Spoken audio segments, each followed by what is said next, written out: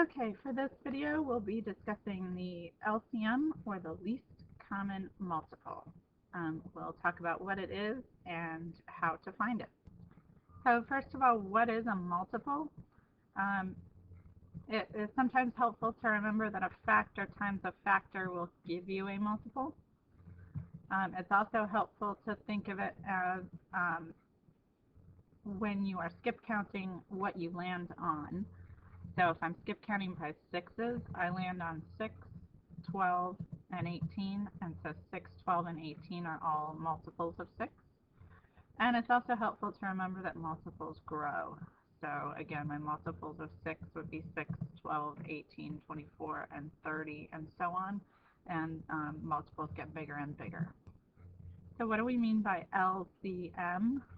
That means least common multiple. So we are talking about multiples that are shared between two numbers. That's common.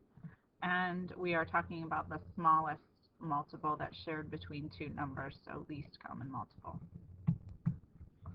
How do I find my least common multiple? The easiest way is to make a list of multiples. So if I want to find the least common multiple between 6 and 8, I would list my multiples of 6, so 6, 12, 18, 24, 30, counting by sixes. And I'd list my first 5 multiples of 8, 8, 16, 24, 32, and 40. And from there, I look and see which ones are shared. So I notice that 24 is a multiple that shows up in both lists, and it is also my least.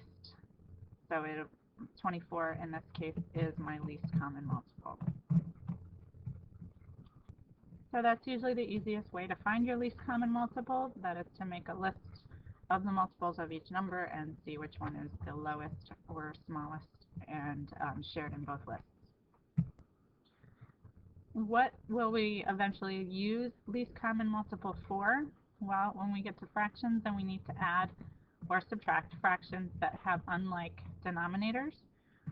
It is easiest to use a least common multiple to make the denominators the same.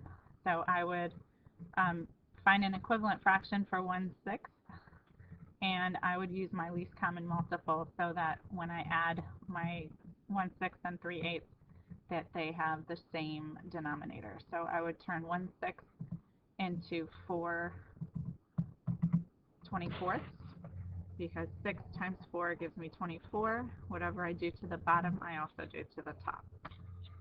And I would change 3/8 into 9 24ths, because 8 times 3 gives me 24, so 3 times 3 would give me 9 on the top.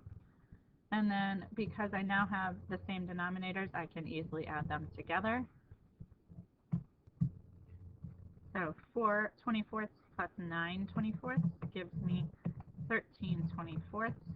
So 1/6 plus 3/8 is also 13 24ths. So that is eventually how we will use the least common multiple.